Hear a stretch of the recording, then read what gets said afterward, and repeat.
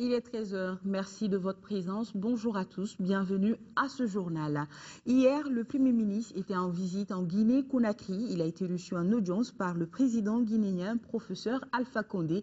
Django Sissoko était porteur d'un message du président de la République par intérim, professeur Djankouda Traoré. L'audience a porté sur le soutien de la République de Guinée dans la résolution de la crise malienne.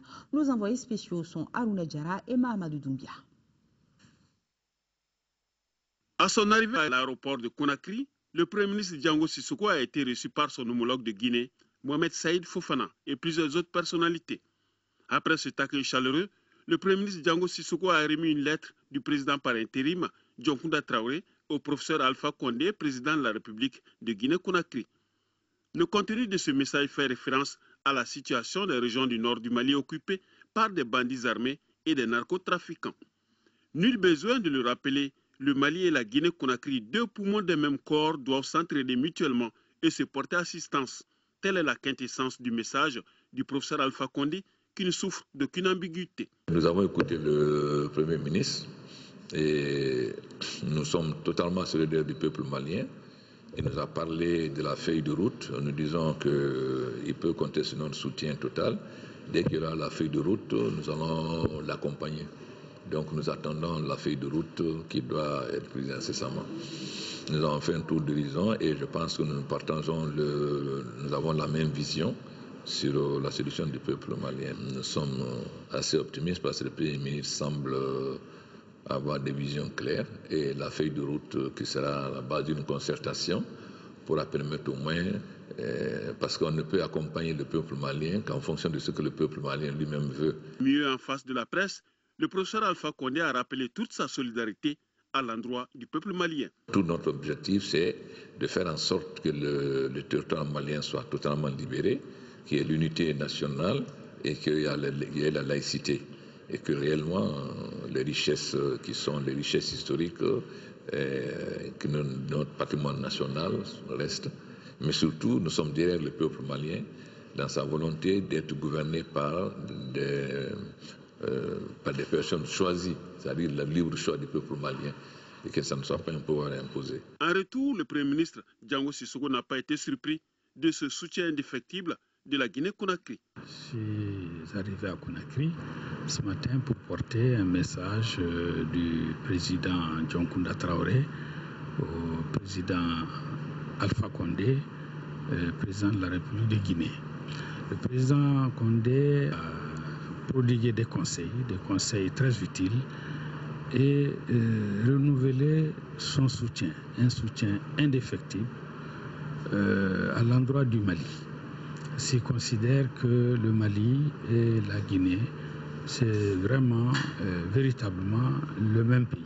Il me l'a dit, il nous a nous-mêmes renforcés dans nos convictions. Et je lui ai dit que le président Djankouda Traoré lui en saura gré. Après le Burkina Faso, la Côte d'Ivoire, le Bénin, le Sénégal, la Mauritanie et la Guinée-Conakry, on peut affirmer à ce jour que le Mali bénéficie déjà de grands soutiens précieux pour la reconquête de ces trois régions occupées. Ici, à Bamako, la commune 5 dispose désormais d'un nouveau centre de transit des déchets solides. Situé à Bako-Djikoroni, non loin du marché, le centre constitue un des volets d'un ambitieux programme d'assainissement et d'adduction d'eau. Le programme, estimé à plus d'1 milliard de francs CFA, est financé par la Fondation SADEV Mali et l'Agence française de développement AFD. Agali Alissa nous en dit plus. Ce dépôt de transit de déchets solides est situé en plein centre du quartier de Bako-Djikoroni. Il s'inscrit dans le cadre d'un vaste programme d'assainissement et d'adduction d'eau du quartier et de la commune 5 en général. L'assainissement va se prolonger au-delà de ce dépôt de transfert par l'assainissement complet du sous-quartier de Ramakono avec des plantations d'arbres. Le projet financé à plus d'1,6 milliard de francs CFA par la Fondation SADEV Mali et l'Agence française de développement à plusieurs composantes.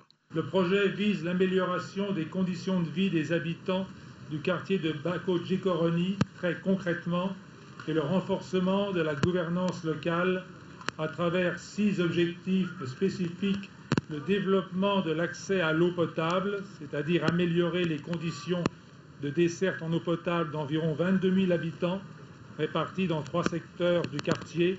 Deuxièmement, le développement de l'assainissement solide. Dans cette foulée, des recherches du bien-être des bénéficiaires. En plus de l'équipement du centre, 500 familles seront dotées en poubelles et 10 groupements d'intérêt économique recevront des matériels selon le représentant de la fondation Sadev Mali Bassirou Diarra. Des investissements qui viennent appuyer les efforts du gouvernement en matière d'assainissement. Le curage des collecteurs est devenu donc une activité annuelle du ministère de l'Environnement et de l'Assainissement sur le financement du budget d'État. Cependant, les collecteurs ont continué à être comblés par les dépôts de terre arrachés aux berges non aménagées des collecteurs, mais aussi par les déchets solides qui y sont jetés quotidiennement par les populations. C'est pourquoi il invite les populations à plus de civisme.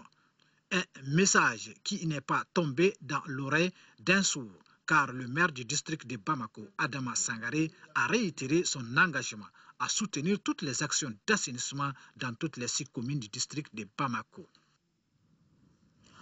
Autre visite dans ce journal, c'est celle du ministre de l'Action humanitaire dans certaines familles de déplacés à Koulikoro. C'était pour s'inquérir des conditions alimentaires, sanitaires et environnementales des 4000 déplacés sur la région de Koulikoro. Le ministre Sidibé s'est également entretenu avec les membres du comité régional de suivi des déplacés de la région. La correspondance de Seydou Traoré. C'est pour toucher du doigt la situation des personnes déplacées de la 2e région que le ministre de l'Action humanitaire, de la Solidarité et des personnes âgées a effectué ce déplacement à Koulikoro. Une visite qui a permis au ministre Mamadou Sidibé et sa délégation de se rendre dans 3 familles des déplacés, puis s'entretenir avec les membres du comité régional de suivi. À la première étape, la délégation s'est rendue chez le vieux Moussa Koulibaly, un commerçant déplacé des Gao avec ses 15 membres de famille. Dans le même quartier au plateau 2, c'est la veuve Diarra Maïga et ses 5 enfants venus de Gao qui ont reçu le ministre. Le périple a pris fin chez le vieux Abdraman Maïga, un déplacé du Miraka avec sa famille de 14 membres. À ces différentes étapes, le ministre s'est rendu compte des conditions de vie de ces déplacés venus du Nord. Une visite qui soulage à plus d'un titre les parents déplacés des régions occupées. Vraiment, cette présence du ministre vraiment été agréable pour moi, quoi. Puisque un ministre qui quitte Bamako vient me rendre visite, vraiment, ça, je suis très content de ça. À la rencontre avec les membres du comité régional de suivi, la situation des parents déplacés dans les 9 districts sanitaires a été présentée aux visiteurs du jour. Un tableau qui dresse les actions d'assistance et de solidarité, sans oublier les activités menées par les comités locaux et le plan d'action élaboré pour soulager la souffrance des déplacés. Avec 3 799 déplacés à la date du 30 décembre dernier, dont 953 femmes et 2290 enfants, le ministère s'est félicité du travail abattu par les autorités régionales. Je me rends compte encore une fois de plus que tout le monde est mobilisé pour essayer de trouver une solution aux déplacés. Nous avons eu une visite aujourd'hui auprès de 3 familles et chacune des familles avait une spécificité. Mais ce que je retiens, c'est que malgré cette crise, malgré le désarroi dans lequel les gens sont, ils essaient toujours quand même de ne pas rester le bras croisé et d'apporter une réponse à leurs problèmes. Après avoir expliqué aux acteurs régionaux les défis du département pour l'année 2013, le ministre a invité les membres du comité à la vigilance et à l'élaboration d'un schéma directeur. Remise ce week-end aux communes de Gadjabagadjel et Guétéma, en première région, d'un important lot de médicaments, de moulins et de 4 hectares de terres aménagées pour le jardinage. Un geste du Rotary Club et d'Inerhuile Bamako Amitié. Ces dons ont coûté plus de 30 millions de francs CFA. Le reportage de Tchemoro Sagara. Les populations de Gourel, Dédié, Gadjaba Kadjel, Gadjaba Djalla, Gadjaba Bundonke et Baïsaboula en première région sont sortis très massivement tambour battant pour accueillir le Rotary et Inerhuile Club Bamako Amitié. Ces humanitaires ont parcouru plus de 450 km pour faire don à ces populations et celles du Cercle de Nioro du Sahel, 5 moulins à 1000, des médicaments et inauguré 4 hectares pour le maraîchage. S'il est vrai que les préoccupations des Maliens sont grandes aujourd'hui, vu la crise que nous traversons avec l'occupation du nord de notre pays, il est tout aussi vrai qu'il était important pour nous dont la devise est l'idéal de servir autrui, de tenir compte de vos demandes. Cela est fait et nous espérons sincèrement, par les dons que nous vous avons apportés, avoir répondu à vos attentes et avoir ainsi redonné le sourire et un semblant de vie à tous les heureux bénéficiaires.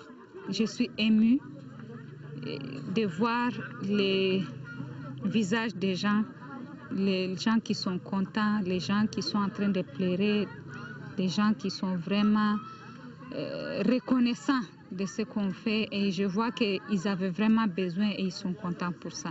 Si la réalisation de ces 4 hectares a coûté plus de 25 millions de francs CFA, les moulins et les médicaments ont une valeur de 12 millions de francs CFA.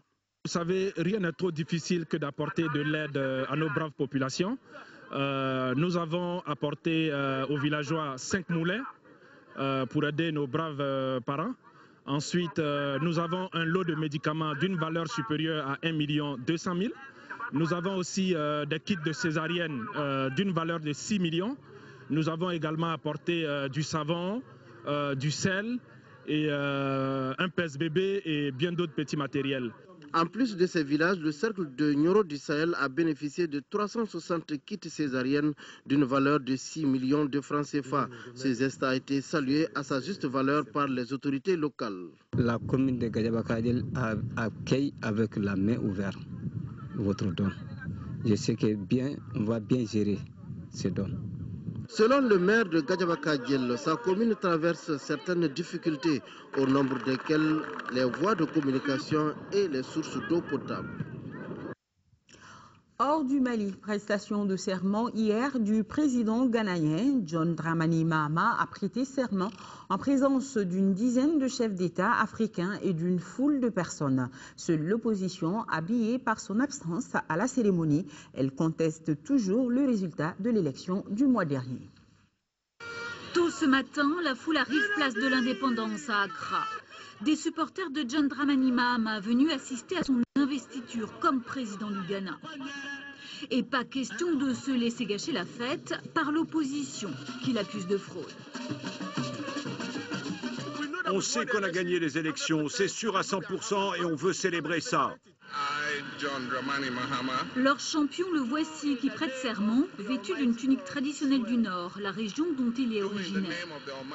Lui, le vice-président, arrivé au pouvoir après la mort de John Atta Mills, est finalement élu le mois dernier, dès le premier tour, avec 50,7% des voix. Une dizaine de chefs d'État africains a fait le déplacement, mais pas l'opposition. Une façon de rappeler que ce fauteuil présidentiel, elle le revendique, elle aussi. Elle parle d'élections frauduleuses et a déposé plainte devant la Cour suprême. Si nous avions assisté à la cérémonie, cela aurait signifié que nous étions d'accord avec la commission électorale. C'est la raison pour laquelle nous avons décidé de ne pas y aller. Les 13 juges de la Cour suprême rendront leur décision au plus tôt à la fin du mois. Toujours sur le continent, l'actualité africaine en bref. D'abord, direction l'Égypte où 3 islamistes font leur entrée dans le gouvernement ribadien de Morsi. En Égypte, les frères musulmans renforcent leur présence dans le gouvernement. Sur 10 ministères remaniés, 3 ont été confiés à des islamistes. C'est un défi qui attend cette nouvelle équipe, sortir le pays de la crise économique. L'Égypte négocie en ce moment avec le FMI un prêt de 5 milliards de dollars. Seul espoir de relancer son économie, plombée par un recul dramatique du tourisme et des investissements étrangers. Le Nigeria frappé par un nouveau drame. Une dizaine de personnes ont été tuées par balles et à l'arme blanche au nord du pays. Un commando armé a fait irruption dans 2 villages dans l'état de Samfara, une région en proie au banditisme et aux islamistes armés. La police soupçonne des éleveurs Fulani, mais n'exclut pas la piste de la secte islamiste Boko Haram. Joli coup de filet pour la douane thaïlandaise. Ce Vietnamien a été intercepté à l'aéroport de Bangkok avec 10 kilos de cornes de rhinocéros. 16 kilos ont aussi été saisis à Ho Chi Minh Ville au Vietnam. Les cornes venaient du Mozambique, valeur estimée plus de 100 000 €. Ces cornes prisées pour la médecine traditionnelle se vendent une fortune en Asie. Place maintenant à votre rendez-vous santé, focus aujourd'hui sur la gingivite. Comme son nom l'indique, la gingivite est l'inflammation de la gencive. Elle est due à une mauvaise hygiène bucco-dentaire. Elle peut avoir une incidence sur la santé générale d'un patient. Jessira Dambélé est allée en savoir davantage au centre hospitalier universitaire d'odontostomatologie.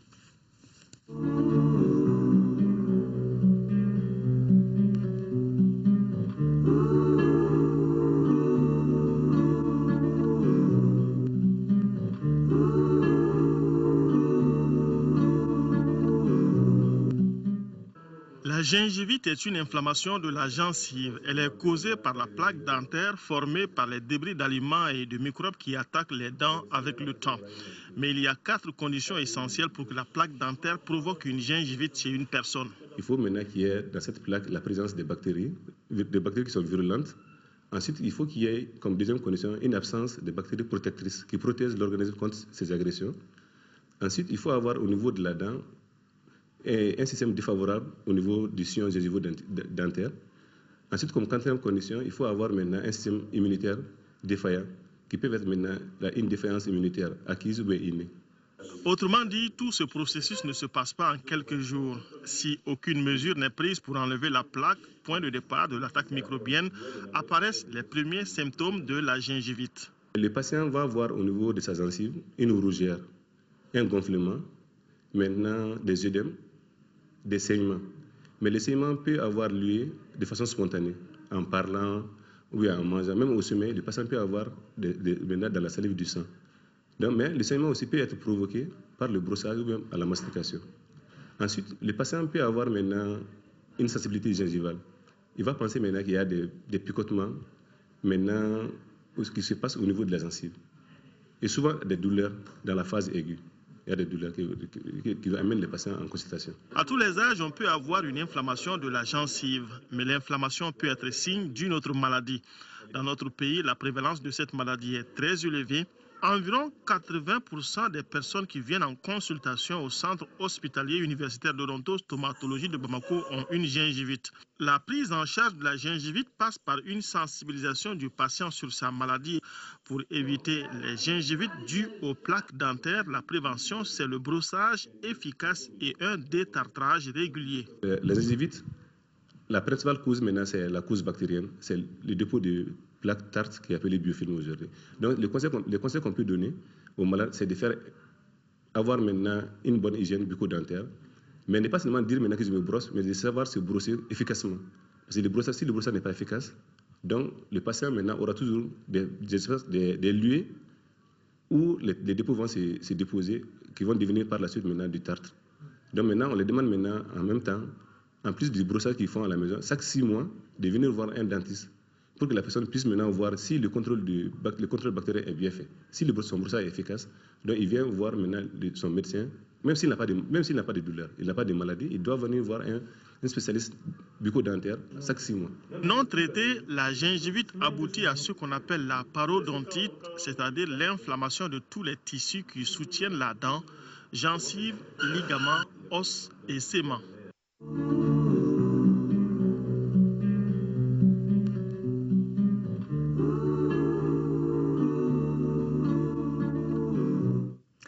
Un mot de sport avant de nous quitter. D'abord au Ghana, le sélectionneur des Black Stars a décidé d'exclure tout bonnement le milieu de terrain de l'Olympique de Marseille. André Ayou, le fils d'Abedi Pelé, ce dernier ne participera pas donc à la CAN 2013. Et sans surprise, Lionel Messi a reçu le Ballon d'Or 2012 hier lundi. C'est la 4e fois que le joueur du FC Barcelone reçoit cette distinction qui récompense le meilleur joueur du monde. A souligné que Lionel Messi rentre encore plus dans l'histoire. À 25 ans seulement, le milieu de terrain argentin remporte le trophée pour la 4e fois, un record. Il dévance désormais toutes les autres légendes du sport, à commencer par Platini, Cruyff et Van Basten, lauréats du Ballon d'Or à 3 reprises seulement. Félicitations donc à Messi et pourquoi pas le Ballon d'Or 2013 pour un de nos aigles. Et justement, je vous rappelle que nos aigles affrontent ce soir un match amical. Les Aiglons, c'est au stade Modibo Keïta à partir de 17h. Point final à ce journal, 18h-20h, retrouvez Aïssata Ibrahim Maïga. Je vous dis à demain à 10h, puis à 13h. Bon appétit, votre feuilleton, c'est tout juste après moi. Retenez que nos pensées vont vers nos compatriotes des régions du nord du Mali vivant sous occupation. Nous sommes de cœur et d'action avec eux. On ne les oublie pas. À demain.